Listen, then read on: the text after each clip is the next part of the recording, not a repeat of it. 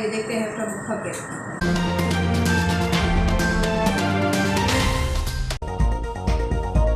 Doctor Sharma ने उठाया विधानसभा में जनसंख्या नियंत्रण कानून और अल्पसंख्यक समुदाय के चयन का मुद्दा। मंच के उत्कृष्ट सेवा सम्मान समारोह में 12 सेवाभावी सम्मानित। श्री हनुमान जयंती को लेकर स्वप्नेश्वर मंदिर समिति की हुई बैठक। एनपीएस के खिलाफ यूनियन ने खोला मोर्चा, रैली निकालकर किया विरोध प्रदर्शन। परशुराम सेना का हुआ सम्मेलन, युवाओं को बांटे नियुक्ति पत्र। और शादी का झांसा देकर युवती संग दुष्कर्म करने वाले युवक पर मामला दर्ज। खबरें विस्तार से। क्षेत्रीय विधायक एवं पूर्व विधानसभा अध्यक्ष डॉक्टर सीतासरण शर्मा ने विधानसभा सत्र के दौरान गंभीर मुद्दों पर सवाल किए।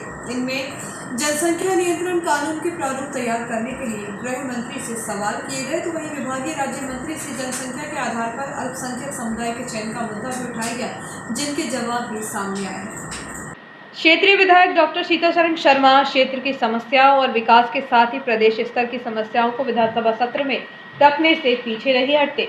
उन्होंने विधानसभा सत्र के दौरान बढ़ती जनसंख्या पर चिंता जाहिर करते हुए जनसंख्या नियंत्रण कानून के प्रारूप को तैयार करने के लिए आगामी कार्यवाही के लिए पत्र लिखा गया था।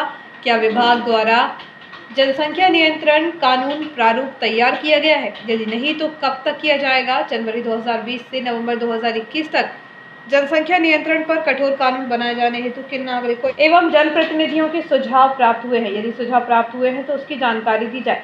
गृह मंत्री नरोत्तम मिश्रा ने विधायक डॉक्टर शर्मा के सवालों का जवाब देते हुए कहा कि मुख्य सचिव कार्यालय के द्वारा उनका पत्र विधायी कार्य विभाग को प्राप्त हुआ था। उक्त पत्र के संबंध में 12 अक्टूबर 2021 को प्रमुख सचिव सामान्य प्रशासन विभाग तथा प्रतिलिपि प्रमुख सचिव लोक निर्माण विभाग, प्रमुख सचिव संसदीय कार्य प्रमुख विभाग सचिव, नगरीय विकास एवं आवास विभाग प्रमुख सचिव, पंचायत और ग्रामीण विकास विभाग प्रमुख सचिव, सहकारिता विभाग प्रमुख सचिव, किसान कल्याण तथा कृषि विकास विभाग प्रमुख सचिव, वित्त विभाग प्रमुख सचिव, जल संसाधन विभाग प्रमुख सचिव, महिला एवं बाल विकास विभाग प्रमुख सचिव, लोक स्वास्थ्य एवं परिवार कल्याण विभाग को आवश्यक कार्रवाई हेतु भेजा गया था। उक्त विभागों से प्रस्ताव प्राप्त होने पर इस विभाग द्वारा परिमार्जन किए जाने की कार्यवाही की जाएगी, क्योंकि मध्य प्रदेश कार्य आवंटन नियम 21 में विधि और विधायी कार्य विभाग को दिए गए विषय एवं प्रशासित अधिनियम के अंतर्गत मांग किए गए विषयों पर विधि बनाने का अधिकार नहीं दिया गया है।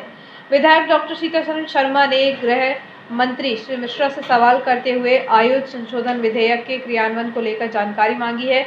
उन्होंने कहा कि आयुध संशोधन विधेयक 2019 के अंतर्गत शस्त्र नवीनीकरण एवं प्रति लाइसेंस शस्त्र संख्या के संबंध में भारत सरकार द्वारा कोई निर्देश दिए गए हैं? क्या भारत सरकार के द्वारा प्रदेश को दिए निर्देशों के अनुसार शस्त्र लाइसेंस का नवीनीकरण अब 3 वर्ष की जगह 5 वर्ष में किया जाना है? एक शस्त्र लाइसेंस पर हथियारों की संख्या 3 से घटाकर 2 कर दी है। यदि हाँ, तो इस संबंध में भारत सरकार द्वारा कब आदेश जारी किए गए? भारत सरकार द्वारा जारी आदेशों के परिपालन में अधिकारियों द्वारा क्या कोई निर्देश जारी किए गए हैं? यदि नहीं, तो कब तक जारी किए जाएंगे? जिसके जवाब में गृह मंत्री डॉक्टर मिश्रा ने कहा कि विभाग द्वारा समस्त जिला दंडाधिकारियों को भारत सरकार द्वारा जारी राजपत्र 13 दिसंबर 2019 अनुसार आवश्यक कार्रवाई हेतु 8 दिसंबर 2020 को जारी किए गए। विधायक डॉक्टर शर्मा ने राज्य पिछड़ा वर्ग एवं अल्पसंख्यक कल्याण विभाग के मंत्री से पूछा कि वे बताएं कि क्या केंद्र सरकार के निर्देशों के अनुसार राज्य में किसी समुदाय विशिष्ट को अल्पसंख्यक समुदाय के रूप में अधिसूचना संबंधित राज्य के अधिकार अंतर्गत आता है? यदि हाँ, तो राज्य सरकार द्वारा किन किन समुदायों को किस आधार पर अल्पसंख्यक माना गया है? क्या राज्य शासन जिलों या तहसील की जनसंख्या आधार पर अल्पसंख्यक समुदाय का चयन उसी प्रकार करेगी जिस प्रकार अनुसूचित जाति व जनजाति का किया जाता है? यदि हाँ, तो कब से? यदि नहीं, तो क्यों? राज्य के किसी समुदाय विशिष्ट को अल्पसंख्यक समुदाय के रूप में अधिसूचित करने का अधिकार मध्य प्रदेश राज्य अल्पसंख्यक आयोग अधिनियम 1996 की धारा 2 के अनुसार राज्य सरकार को है। राज्य शासन द्वारा मुस्लिम, ईसाई, जैन, बौद्ध, पारसी, सिख समुदाय को भारत सरकार की अधिसूचना के आधार पर अल्पसंख्यक माना गया है। वहीं अभी ऐसा कोई प्रस्ताव विचाराधीन नहीं जिसके जरिए जनसंख्या के हिसाब से अल्पसंख्यक समुदाय का चयन हो।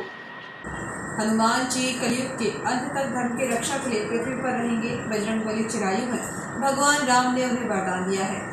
हनुमान जी आज भी पृथ्वी पर सशरीर विराजमान है। इस बात का प्रमाण रामायण से मिलता है।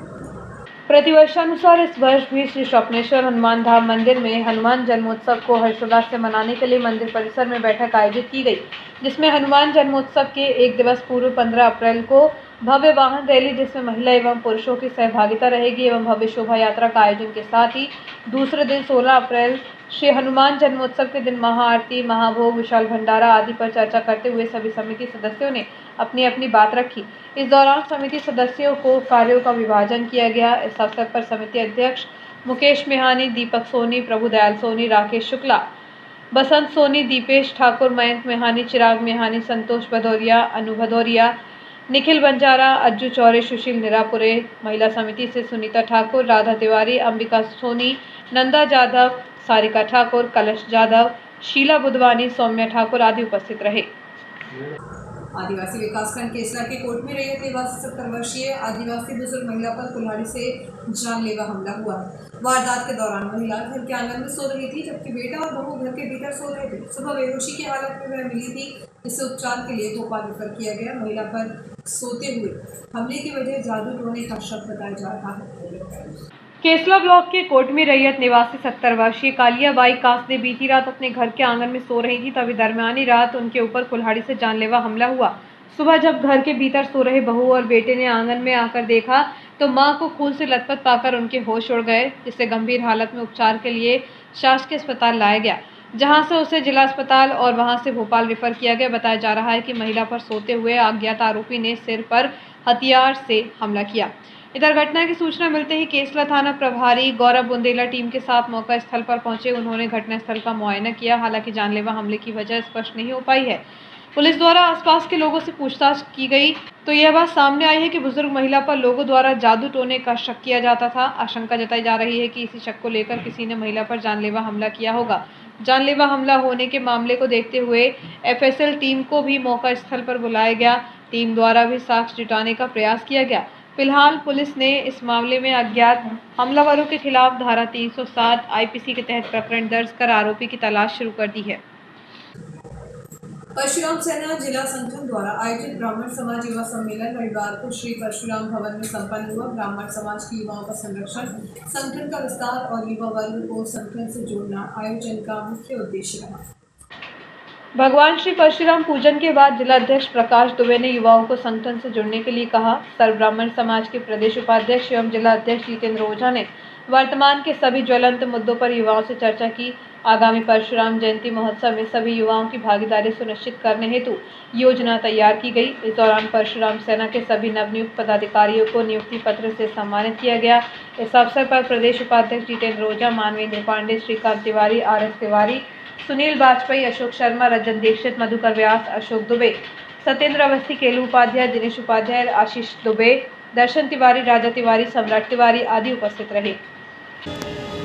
जितने साथी यहाँ पर, जितने युवा साथी यहाँ पर बैठे हुए हैं, मैं बोलना चाहता हूँ, वही क्रूर साधन होगा। बंदी मोचन तब होगा जब लक्ष्मण का दुख मोचन होगा। ऐसे थे हमारे दोस्तों शैलेंद्र दुबे, जो कि लगातार पिछले कुछ दिनों से मैं उन्हें यहाँ पर कार्यरत और बहुत ज्यादा मेहनत करते देख रहा हूँ। शैलेंद्र दुबे, स्वागत है आपका। हेलो, जय जय परशुराम, जय जय परशुराम। परशुराम सेना जिला संगठन द्वारा आयोजित युवा सम्मेलन में मंच पर उपस्थित सम्मानित मंच में आप सभी को प्रणाम करता हूं। सामने उपस्थित सभी वरिष्ठ साथी, युवा साथी एवं मंच का कुशल संचालन कर रहे इस कार्यक्रम का पंडित राकेश दुबे जी, आप सभी का इस आयोजन में बहुत बहुत स्वागत है, वंदन है, अभिनंदन है। इस आयोजन मध्य प्रदेश कांग्रेस कमेटी समन्वय प्रकोष्ठ अधिक समाज की बैठक नगर कांग्रेस कमेटी कार्यालय सूरजगंज में संपन्न हुई। इस अवसर पर संबंधित विषयों पर चर्चा हुई।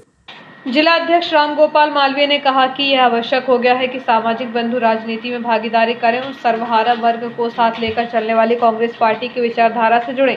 नगर कांग्रेस अध्यक्ष पंकज राठौर ने कहा कि रजक समाज को जो स्थान मिलना चाहिए वो नहीं मिला। पहली बार कांग्रेस ने राजनीतिक क्षेत्र में भागीदारी के लिए रजक समाज समन्वय प्रकोष्ठ का गठन कर समाज के लोगों को राजनीतिक प्लेटफॉर्म उपलब्ध होगा। रजक समाज को प्रदेश व देश में अनुसूचित वर्ग के आरक्षण का लाभ भी मिलना चाहिए। जिला पंचायत सदस्य विजय बाबू चौधरी ने सामाजिक सरोकार से जुड़े समाज के व्यक्तियों को अपनी आवाज को बुलंद करने, सामाजिक हितों के लिए कार्य करने के लिए राजनीतिक मंच पर आना होगा। इस अवसर पर कांग्रेस समन्वय प्रकोष्ठ रजक समाज के नगर अध्यक्ष पद पर देवी मालवीय, जिला वरिष्ठ उपाध्यक्ष शंकर लाल परदेसी, जिला उपाध्यक्ष नंदलाल भगोरिया, जिला उपाध्यक्ष दिनेश बलोरिया, विजय मालवीय एवं सुनील भगोरिया, शिवम मनवारे को जिला सहसचिव पद पर मनोनीत किया गया। नवनियुक्त पदाधिकारियों को स्वागत पुष्पमालाओं से किया गया तथा सदस्यता अभियान को सुचारू रूप देने के लिए सदस्यता गड्डी का वितरण किया गया। आभार प्रदर्शन देवी मालवीय ने किया। शहर के पुराने ट्रांस क्षेत्र में बीते कई महीनों से लंबित जायज मांगों को लेकर आंगनबाड़ी कार्यकर्ता एवं सहायिका एकता यूनियन के द्वारा सामूहिक रूप से विरोध प्रदर्शन करते हुए सोमवार को शाम करीब 4 बजे प्रदेश के मुख्यमंत्री शिवराज सिंह चौहान का पुतला दहन किया गया। सोमवार की शाम करीब 4:30 बजे प्रदेश के मुख्यमंत्री शिवराज सिंह चौहान का पुतला फूंका गया। संगठन की जिला कार्यवाहक ज्योति परिवार के नेतृत्व में आंगनवाड़ी कार्यकर्ताओं सहायिकाओं की जायज मांगों को लेकर कुछ देर प्रदर्शन किया गया। वहीं पुरानी इटारसी के SBI तिराहे पर विरोध प्रदर्शन के पश्चात CM श्री सिंह का पुतला दहन किया गया। इसके पश्चात आंगनवाड़ी कार्यकर्ताओं के संगठन के द्वारा सामूहिक रूप से पैदल मार्च करते हुए तहसील कार्यालय पहुंचकर नायब तहसीलदार दीप्ति चौधरी को SDM को नमित एक ज्ञापन सौंपा गया। इस अवसर पर संगठन की जिला कार्यवाहक ज्योति पवार एवं अन्य जिला पदाधिकारी प्रमिला द्विवेदी उपस्थित रही। एक है हम आंगनवाड़ी कार्यकर्ता संघ सीटू से आंगनवाड़ी कार्यकर्ता हैं। मुख्य हमारा आज विरोध प्रदर्शन करना, हमारे भाई मुख्यमंत्री जी ने को हमने 28 फरवरी को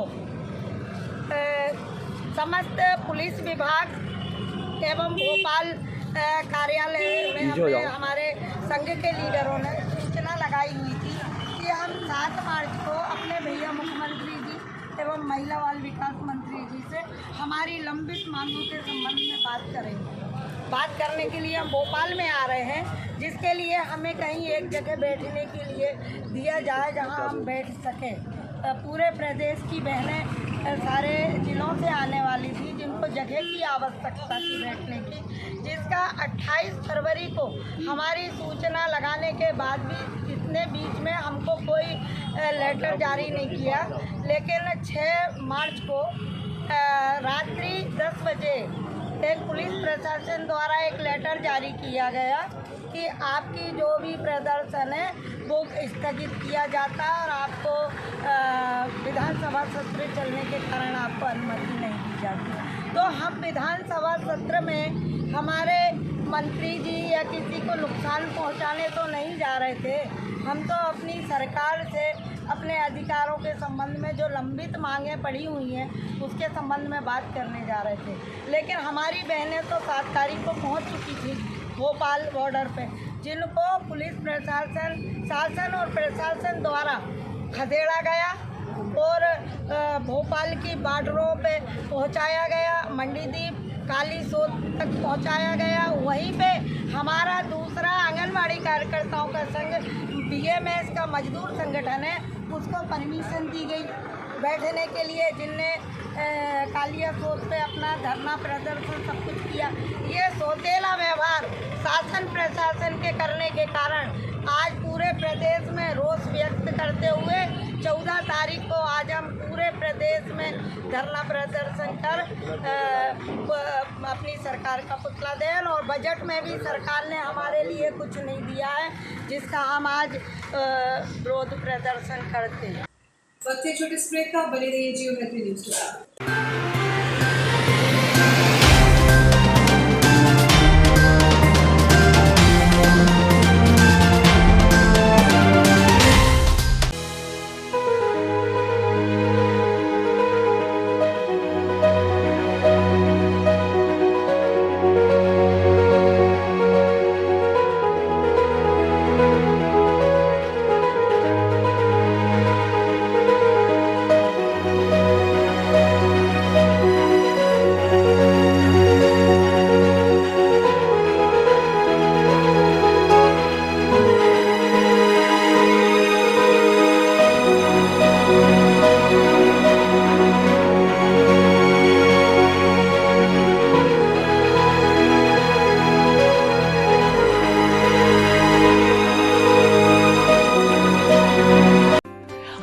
मिसेस सुधा चंद्रन, जब भी मैं डांस करती हूँ तो मेरे दिल के अंदर जो खुशी की लहर दौड़ती है वो काफी है मेरे चेहरे पर वो चमक बिखेरने के लिए। और यही खुशी मैं देखती हूँ जब बचपन प्ले स्कूल के बच्चे उनके टीचर्स के साथ जब इंटरेक्ट करते हैं। As we all know that the first 3-4 years of childhood are very, very crucial because they are the formative years in one's lives. और उसी टाइम पे they need that proper love, care and attention. Thank you so much Bachpan Play School for making this contribution because only then our children will bloom and today's students are our country's future. बस इतना ही नहीं, पूरे भारतवर्ष में 1100 बचपन play schools है जो यही काम कर रहे हैं, जो हमारे बच्चों के भविष्य को तैयार कर रहे हैं। थैंक यू सो मच बचपन, क्योंकि बचपन सिर्फ एक ही बार आता है ना?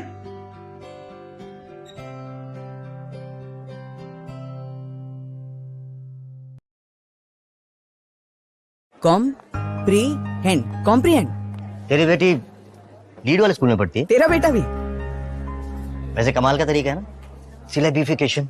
जो शब्द बोलने में मुश्किल लगे उसे ऐसे तोड़ो और फिर जोड़ दो। Understand? Understood. Lead powered school देता है इंटरनेशनल स्टैंडर्ड एजुकेशन, जिसका फर्क देख रहे हैं 8 लाख से भी ज्यादा पेरेंट्स।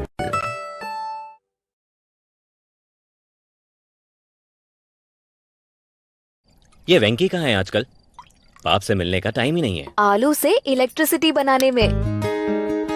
मुझे 5th क्लास में इलेक्ट्रिसिटी की स्पेलिंग भी नहीं आती थी। मेरे टाइम पे ये लीड वाला स्कूल होता ना तो मैं। हाँ, तुम तो इलेक्ट्रिसिटी से आलू बना देते। लीड पावर्ड स्कूल देता है इंटरनेशनल स्टैंडर्ड एजुकेशन, जिसका फर्क देख रहे हैं 8 लाख से भी ज्यादा पेरेंट्स।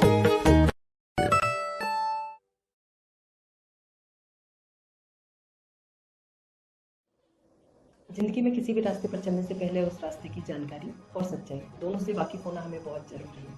नमस्कार साथियों, मैं Manju Thakur, centre head Noble Computer Services Itarsi. Student के टैली को लेकर बहुत से प्रश्न होते हैं, जैसे टैली कहाँ से करें या टैली के बारे में और भी जानकारी या फिर उसके बाद जॉब। इन्हीं सारे प्रश्नों को लेकर मैं आपके सामने आज आई हूँ। हो सकता है ये आपके भी प्रश्न हो, इसलिए इस वीडियो के अंत तक आप मेरे साथ बने रहिएगा। सबसे पहला प्रश्न होता है कि हम टैली किसी भी सेंटर से करें क्या फ़र्क पड़ता है।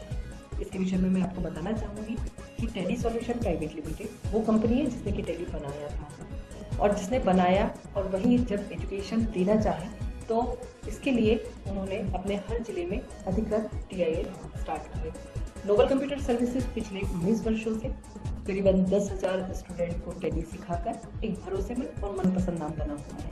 तो जब आपके शहर में अधिकृत टैली सेंटर है तो फिर कहीं आप एजुकेशन लेने और क्यों जाओगे? क्योंकि आप टैली के लिए एकदम नए होते हैं, तो जिस सॉफ्टवेयर पे आप प्रैक्टिस कर रहे होते हैं तो आपको नहीं पता होता है कि असली है नकली है। मैं बात कर रही हूँ लाइसेंस वर्जन या लाइसेंस सॉफ्टवेयर और पायरेटेड सॉफ्टवेयर की।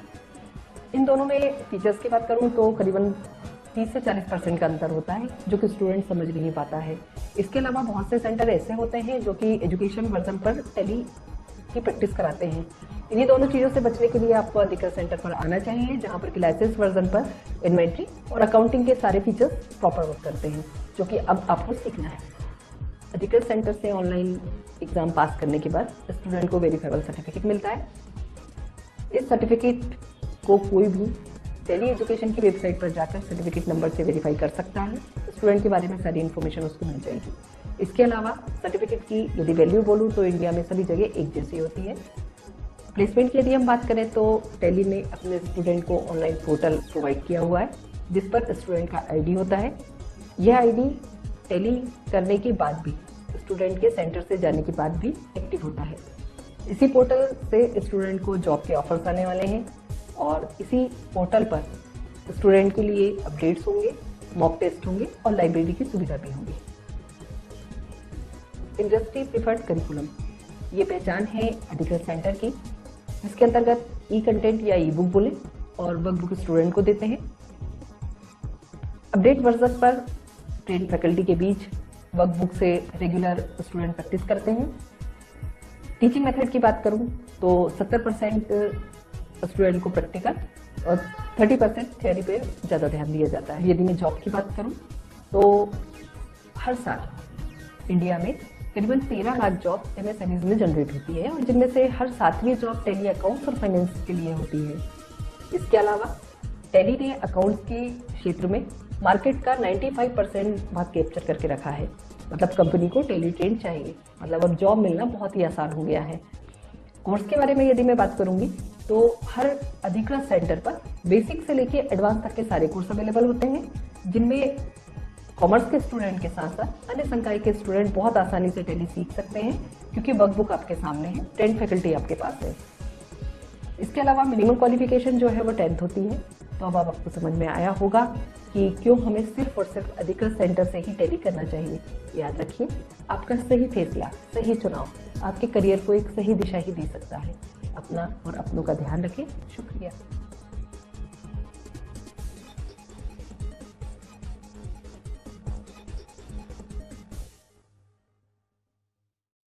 आपका विश्वसनीय चंचल ज्वेलर्स अब नए शोरूम में गोल्ड प्लेटेड आभूषणों एवं नए डायमंड ज्वेलरी के साथ 1 ग्राम और 2 ग्राम वाली सोने की 4 चूड़ियां एवं कंगन, 1 ग्राम और 2 ग्राम वाला सोने का मंगलसूत्र, हार, करदौना, चैन, झुमके, बाजूबंद और सभी प्रकार के गहने, डायमंड सेट एवं एंटिक ज्वेलरी और फैंसी ज्वेलरी का अनुपम संग्रह।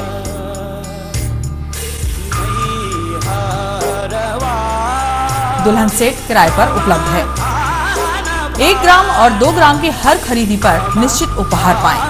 1 ग्राम ज्वेलरी मात्र 2000 रुपए में, 2 ग्राम ज्वेलरी मात्र 4000 रुपए में, 3 ग्राम ज्वेलरी मात्र 6000 रुपए में, 4 ग्राम ज्वेलरी 8000 रुपए में, 5 ग्राम ज्वेलरी मात्र 10,000 रुपए में।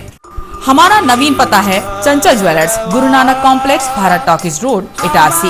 मोबाइल 09893054377। अब साधारण पानी और आम वाटर फिल्टर से अपने स्वास्थ्य को खतरे में न डालें। फ्रेस्को इंट्रोड्यूस करते हैं लेटेस्ट टेक्नोलॉजी पर आधारित क्लीन, क्लियर और pure water solution RO, reverse osmosis water treatment system, साधारण और UV वाटर प्यूरिफायर केवल पानी को पार्टली ही क्लीन कर पाते हैं, जबकि RO रिवर्स ऑस्मोसिस एक जटिल बायोलॉजी प्रक्रिया है जो देती है clean and safe drinking water, जो हैवी सॉल्ट और हानिकारक मिनरल्स को दूर कर पानी का स्वाद बढ़ाते हैं। हाई ब्लड प्रेशर, किडनी में स्टोन, डाइजेशन और गैस्ट्रिक प्रॉब्लम को दूर रखती है। बोरवेल के पानी और साधारण जल प्रदाय के पानी को प्रोसेस कर प्योर क्वालिटी ड्रिंकिंग वाटर बनाती है। इनमें किसी तरह का कोई केमिकल उपयोग नहीं होता। तो अब जल ही जीवन नहीं बल्कि प्योर क्लीन वाटर है तो जीवन है। अधिक जानकारी के लिए संपर्क करें Rajat Mishra, centre point sales, authorised service centre, 9 convent school road, near HP gas agency, Itarsi. 07572404747।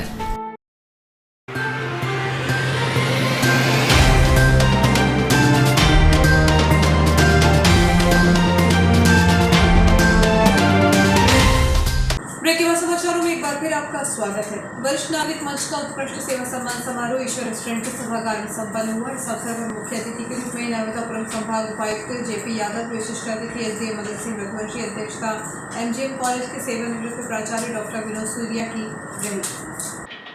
मुख्य अतिथि संभाग उपायुक्त JP यादव ने कहा कि मंच के इस कार्य को भागवत कथा के तुल्य मानकर सहभागी हुआ हूं ताकि मंच के बुजुर्गों से आशीर्वाद पा सकूं। मंच के दोबारा सम्मान के लिए चुने गए व्यक्तियों के निस्वार्थ एवं महत्वपूर्ण सेवा कार्यों की सराहना करते हुए कहा कि सम्मानकर्ताओं को भेंट की जा रही सम्मान सामग्री भी धन्य हो रही होगी। मंच के सम्मान कार्यक्रम में डॉक्टर PD अग्रवाल, जो कि 19 वर्षों से अग्रवाल भवन में फ्री डिस्पेंसरी में निःशुल्क चिकित्सीय सेवाएं देकर हजारों मरीजों का इलाज करने पर दानदाता NP चिमानिया को पथरौटा ग्राम स्थित लाखों रुपए की बहुमूल्य भूमि गायत्री ट्रस्ट परिवार को मंदिर निर्माण के लिए दान करने एवं लाखों रुपए गरीब बच्चों की पढ़ाई लिखाई एवं उच्च अध्ययन के लिए सहायता करने पर पत्रकार जम्मू सिंह उत्पल एवं दिनेश थापक को विगत 42 वर्षों से निर्भीकता से तथ्य परक पत्रकारिता धर्म निभाने के लिए एवं घटनाक्रम की सच्चाई पाठकों तक पहुंचाने पर पत्रकार प्रमोद पगारे को शांति धाम शमशान घाट का कायाकल्प कार्य एवं सर्व सुविधा युक्त बनाने में एवं कोरोना काल में दिवंगत 470 नागरिकों के अंतिम संस्कार की व्यवस्था कराने के अविस्मरणीय सहयोग करने पर जितेंद्र ओझा को शहर स्तर पर विभिन्न समाजों एवं धर्मों के लोगों में सामाजिक सद्भाव और सामाजिक समरसता का वातावरण तैयार करने एवं विगत 2 वर्षों से सेवानिवृत्त शिक्षक सम्मान का कार्यक्रम चलाने पर सम्मानित किया गया।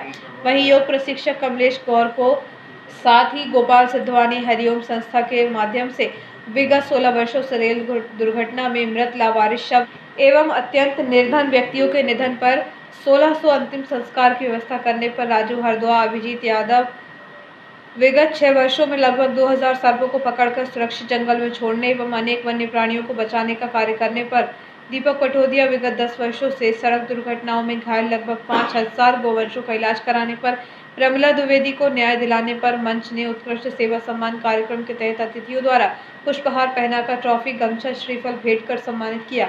कार्यक्रम का संचालन संयुक्त रूप से मंच अध्यक्ष राजकुमार दुबे एवं सचिव चंद्रप्रभा ठाकुर ने किया। आभार प्रदर्शन ए के शुक्ला का रहा। इस अवसर पर अनीता राठौर, संगीता शर्मा, डॉक्टर ज्ञानेंद्र पांडे, सुरेश चिमानिया, SR पटेल, अखिलेश दुबे, संत कुमार पांडे उपस्थित रहे।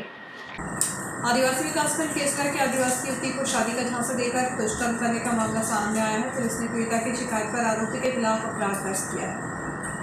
केसला ब्लॉक के बारदा रैयत निवासी 21 वर्षीय युवती को बैतूल निवासी दिनेश नामक आरोपी ने पहले तो अपने प्रेम जाल में फंसाया, इसके बाद उसने शादी का झांसा देकर उसके साथ दुष्कर्म किया। यह सिलसिला विगत 7 माह से चल रहा था। आरोपी ने उसके साथ कई बार दुष्कर्म किया। अब जब युवती ने उससे विवाह करने की बात कही तो उसने शादी से इनकार किया। यहाँ तक आरोपी ने युवती के साथ मारपीट करते हुए जान से मारने की धमकी दी। घटना के बाद पीड़िता ने केसला थाने में शिकायत की है। इस मामले में पुलिस ने आरोपी के खिलाफ प्रकरण दर्ज कर कार्रवाई शुरू कर दी है।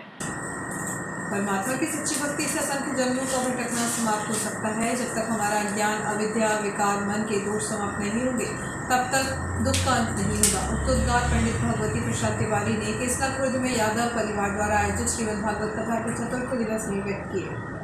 पंडित तिवारी ने कथा को विस्तार देते हुए कहा कि अज्ञानता के कारण संसार की संपदा भी विपदा और संपत्ति भी विपत्ति बन जाती है। बारंबार सत्संग, सेवा, सुमरन, स्वाध्याय से, सदाचार से सद्ज्ञान की प्राप्ति होती है और अज्ञानता का नाश होता है। अपार धन समूह को संबोधित करते हुए पंडित तिवारी ने कहा कि मन को मजबूत, ताकतवर बनाने वाली एकमात्र औषधि नाम मंत्र जाप है। मन जब अति शुद्ध पवित्र होता है तभी आत्म कल्याण, आत्म उद्धार की तीव्र इच्छा होती है। सोमवार को चौथे दिवस की कथा में गजग्रह, समुद्र मंथन, वामन अवतार और श्री राम कथा के प्रसंग सुनाए। इस दौरान भगवान श्री कृष्ण का जन्मोत्सव बड़ी धूमधाम से मनाया गया। वहीं उपस्थित श्रद्धालुओं को माखन मिश्री का प्रसाद वितरित किया गया। नर्मदापुरम के नेत्रहीन दिव्यांग युवक ने यह साबित कर दिया है कि प्रतिभा किसी परिचय का मोहताज नहीं होती है। उन्होंने राजस्थान में आयोजित नेत्रहीन जूडो कराटे चैंपियनशिप में गोल्ड मेडल हासिल किया है। होशंगाबाद जिले के अंतर्गत माखन नगर तहसील के शुक्रवारा फार्म के मूल निवासी दिव्यांग पहलवान देवेंद्र यादव ने राजस्थान के श्री गंगानगर में आयोजित दिव्यांगों की जूडो कराटे चैंपियनशिप में गोल्ड मेडल प्राप्त किया है। उनकी इस सराहनीय उपलब्धि पर संपूर्ण जिले में हर्ष व्याप्त है। 28 साल के देवेंद्र यादव बचपन से ही नेत्रहीन हैं, दिव्यांग हैं, मगर उन्होंने जूडो कराटे ब्लाइंड प्रतियोगिता में अपना लोहा मनवाया है। श्री यादव बताते हैं कि सन 2019 में श्री राम व्यायामशाला एवं गुरु के मार्गदर्शन में जूडो कराटे सीखना प्रारंभ किया। प्रारंभ में काफी मुश्किलों का सामना करना पड़ा। कहते हैं संघर्ष के बाद ही विजय मिलती है। यह मुहावरा दिव्यांग नेत्रहीन पहलवान देवेंद्र यादव के जीवन पर सही बैठता है। आपकी उपलब्धियों की उड़ान अभी थमी नहीं है। मैं श्री गंगानगर राजस्थान गया था, वहाँ से गोल्ड नेशनल में गोल्ड मेडल लगा है। अभी इंटरनेशनल के लिए सेलेक्ट हुआ हूँ। हालांकि इंडिया में दूसरे रैंक पर हूँ। अभी 3 इंटरनेशनल हैं। अब देखते हैं कौन सा खेलने को मिलता है। अभी मेरा एशियन मैच है तो अभी अक्टूबर में है, तो उसका ट्रायल होगा, तो अब कोशिश करूँगा पूरी उसमें सेलेक्ट होने की। मेरे को उस समय मेरा इंग्लैंड वाला टूर छूट गया था, वो ओलंपिक क्वालिफायर था, तो उसकी वजह से मेरे को ओलंपिक खेलने को नहीं मिला 2020 वाला। तो इस चक्कर में अभी फिर मेरे को ट्रेनिंग भी उस समय नहीं मिली। तो अभी अब उसमें फिर एशियन मैच में ट्रायल दूंगा और उसमें सेलेक्ट होने की कोशिश करूंगा पूरी। समाज द्वारा कार्यकारिणी का गठन किया गया। इस अवसर पर सर्वसम्मति से प्रकाश पहलवान केवट मानवी महासंघ के अध्यक्ष निर्वाचित हुए हैं। मीडिया प्रभारी मुकेश केवट ने बताया कि संगठन निरंतर 12 वर्षों से समाज का युवक युवती परिचय सम्मेलन करा रहा है। इसके अलावा भी अन्य गतिविधियां संचालित करता है। मांझी समाज ने सर्वसम्मति से प्रकाश पहलवान केवट मांझी महासंघ के अध्यक्ष निर्वाचित हुए हैं। संगठन में उपाध्यक्ष पद पर प्रदीप रैकवार, निषाद राज, हरीश केवट रैसलपुर को नियुक्ति मिली है। वहीं सचिव भीमसेन मालवीय, सह सचिव अशोक मांझी, कोषाध्यक्ष नरेंद्र मालवीय को नियुक्त किया गया है। प्रज्ञान सीनियर सेकेंडरी स्कूल की अटल टिंकरिंग लैब द्वारा आयोजित इंटर हाउस रोबोटिक प्रतियोगिता के बच्चों ने विभिन्न प्रकार के रोबोट बनाए। इस दौरान मानस चौरे ने टेबल फॉलोअर, जो कि टेबल पर मूवमेंट करता है, बिना गिरे बिना रिमोट के काम करता है। कृष्ण यादव ने ऑब्जेक्ट फॉलोअर इंफ्रारेड सेंसर के माध्यम से वस्तुओं का पीछा करता है। नंदिनी मेहरा ने हैवी वेट लिफ्टिंग मॉडल, जो सिस्टम वाइड रिमोट से संचालित उपकरण है। सिद्धि राणा ने लिफ्टिंग एंड कैरियर, यह रिमोट ऑपरेटेड उपकरण है जो गोडाउन में वस्तुओं को लिफ्ट और कैरी करता है। एकवीरा तिवारी ने ऑटोमेटिक लाइट सेंसर स्विच, सुबह बल्ब को बंद करता है और शाम को अपने आप चालू कर देता है। यह एक नियंत्रण प्रणाली है जो प्रकाश की तीव्रता को महसूस करता है। आयुष अहिरवार ने motorised door based sensor, Hardik Badkur ने electrical vegetable cutter, Kritika Malvi ने program path robotic vehicle object avoider robot जैसे रोबोट बनाए और उन्हें संचालित किया। छात्रों ने बहुत उत्साह से इसमें भाग लिया और राज्य और राष्ट्रीय स्तरीय प्रतियोगिताओं के लिए तैयारी शुरू कर दी। उन्होंने नई परियोजनाओं पर अपनी सोच को आगे बढ़ाया तथा काम किया। छात्रों को अपनी नवाचार क्षमता में सुधार करने के लिए अवसर मिला तथा उन्होंने अपनी योग्यता का परिचय इस तरह के मॉडल बनाकर दिया। नगर से करीब 5 किलोमीटर दूर न्यूयॉर्क के समीप साई नगर कॉलोनी में श्री प्रज्ञा श्यामसुंदर आश्रम परिसर में स्थित श्री काली महादेव एवं खेड़ापति माता मंदिर में क्षेत्र के महिला मंडलों ने धूमधाम से राम सप्ताह का आयोजन किया। गत दिवस प्रातः काल से प्रारंभ हुई राम सप्ताह का समापन 14 मार्च को प्रातः काल हुआ। हवन पूजन के बाद प्रसाद वितरण किया गया। आयोजन को सफल बनाने में चंचलाबाई जोशी, रुक्मणी शर्मा, अनीता जोशी, शोभा चौधरी, राधा प्रजापति, विद्या जोशी, रंजना शर्मा, अनीता शुक्ला ने दुर्गा मंडल समिति, आजाद नगर एवं काले महादेव समिति साईनगर के मंडलों में शामिल होकर पूरी रात और पूरा दिन भजनों की आकर्षक प्रस्तुति दी और फाग के गीत भी गाए।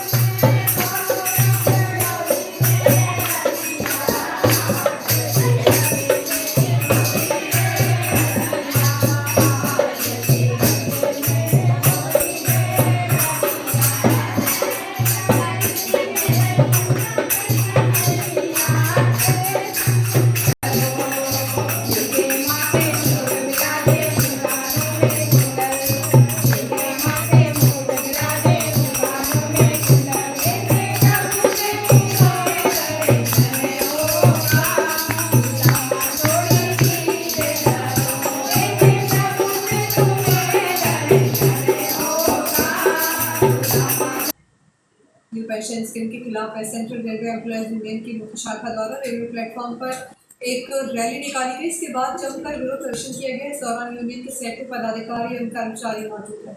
यूथ विंग मंडल अध्यक्ष तरुण शुक्ला, आकाश यादव, सुरेश धूरिया के अनुसार जिस प्रकार देश के विभिन्न राज्यों राजस्थान, छत्तीसगढ़ अन्य ने 2004 के बाद के राज्य कर्मचारियों को पुरानी पेंशन देने का ऐलान किया है, वैसे ही केंद्र सरकार को भी इसके लिए जल्द फैसला लेना चाहिए।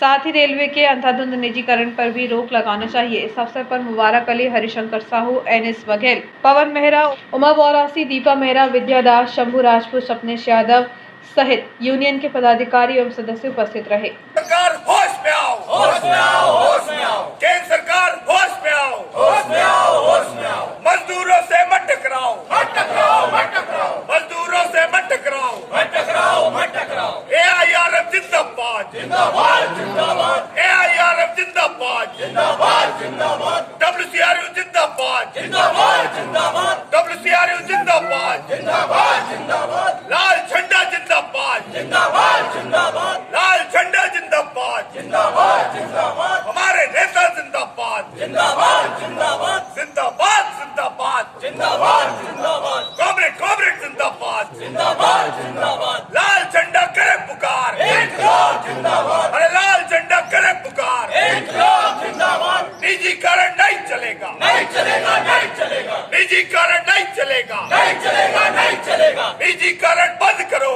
बंद करो, बंद करो।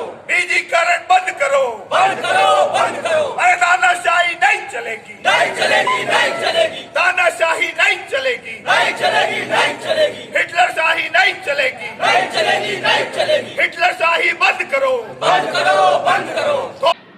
प्रदर्शन एवं सभा को संबोधित करते हुए यूनियन के पदाधिकारियों ने कहा कि केंद्र सरकार द्वारा न्यू पेंशन स्कीम लागू करके कर्मचारियों के साथ छलावा किया गया है, जिसके लिए यूनियन लंबे समय से संघर्ष कर रही है, लेकिन सरकार ने अब तक कोई सुनवाई नहीं की है, जिसे देखते हुए यूनियन अब बड़ा आंदोलन करेगी। इसी को लेकर सोमवार को यूनियन की मुख्य शाखा द्वारा रेलवे प्लेटफॉर्म पर विरोध स्वरूप रैली निकाली गई। इसके बाद लॉबी के सामने धरना प्रदर्शन कर केंद्र सरकार के खिलाफ जमकर नारेबाजी की गई। इस अवसर पर मंडल कार्यकारी अध्यक्ष के शुक्ला, मुख्य शाखा से विनोद कुशवाहा, प्रीतम तिवारी, दीपक कुमार, रविंद्र चौधरी, तौसीफ खान, जीतू केवट, भरत मालवीय, राम बाबू, आमोद रंजन, कुलदीप सोनी, नीरज पवार, इंजीनियरिंग शाखा से MK अग्रवाल, शरीफ खान, संदीप यादव सहित अन्य पदाधिकारी और सदस्य मौजूद रहे।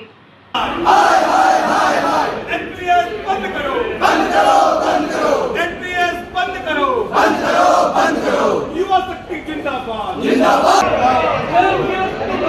मुर्दाबाद मुर्दाबाद मुर्दाबाद मुर्दाबाद मुर्दाबाद मुर्दाबाद देना होगा देना होगा देना होगा देना होगा।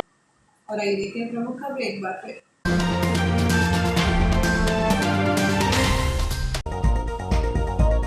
डॉक्टर शर्मा ने उठाया विधानसभा में जनसंख्या नियंत्रण कानून और अल्पसंख्यक समुदाय के चयन का मुद्दा।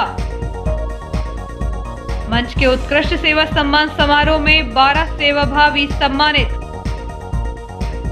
श्री हनुमान जयंती को लेकर स्वप्नेश्वर मंदिर समिति की हुई बैठक। एनपीएस के खिलाफ यूनियन ने खोला मोर्चा, रैली निकालकर किया विरोध प्रदर्शन। परशुराम सेना का हुआ सम्मेलन, युवाओं को बांटे नियुक्ति पत्र। और शादी का झांसा देकर युवती संग दुष्कर्म करने वाले युवक पर मामला दर्ज। इस बुलेटिन में इतना ही, आगे दीजिए, नमस्कार।